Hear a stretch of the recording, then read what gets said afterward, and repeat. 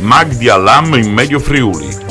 L'Associazione Italia-Israele, in collaborazione con il Circolo Culturale La Tribuna e il patrocinio della città di Codroipo, ha organizzato un incontro dibattito con il famoso giornalista e scrittore Magdi Cristiano Allam sul tema La guerra del terrorismo islamico, il dovere di difenderci. Lasciato l'incarico di europarlamentare, ora è tornato a fare il giornalista come editorialista de Il Giornale. Continua a scrivere libri e dopo aver pubblicato volumi come Viva Israele, Grazie Gesù, Bin Laden in Italia, Kamikaze Made in Europe, da alcuni giorni è in distribuzione un testo attualissimo dedicato all'ISIS, dal titolo Non perdiamo la testa. Profondo conoscitore delle differenze e dei problemi legati al terrorismo islamico, Magdi Cristiano Allam in questo periodo è stato invitato sui palchi più importanti d'Europa per affrontare i temi a lui noti. Anche in Medio Friuli sono risonate parole forti e argomenti scottanti con anatemi chiari e puntuali. Il suo pensiero lo allontana dal perdono, dall'accettazione delle differenze, facendogli esprimere accuse e soluzioni forti nei confronti della religione musulmana, degli estremismi e delle moschee in Europa dove si predica la violenza. A Magdi Allam ho chiesto qual è l'aspetto più preoccupante dal suo punto di vista.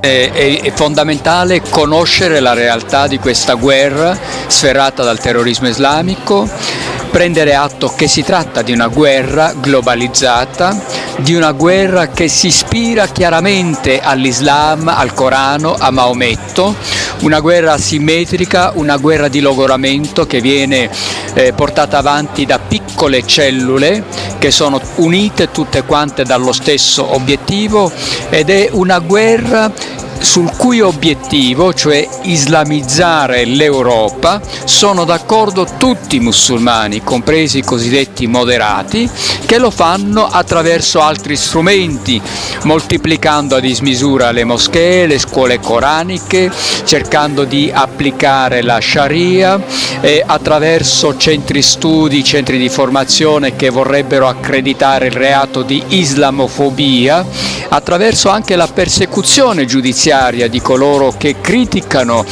l'Islam. In America l'hanno ribattezzato Jihad by Court, la guerra santa islamica attraverso i tribunali. Quindi è una guerra a 180 gradi che deve indurci oggi a combattere. Dobbiamo constatare che il terrorismo islamico in Europa è oramai un fenomeno autoctono. I terroristi islamici sono cittadini europei ed è una realtà endogena, cioè si colpisce all'interno stesso dell'Europa. Quindi abbiamo il nemico in casa ed è un nemico che colpisce dentro casa nostra. Non possiamo limitarci a intercettare i singoli terroristi, loro sono la punta dell'iceberg.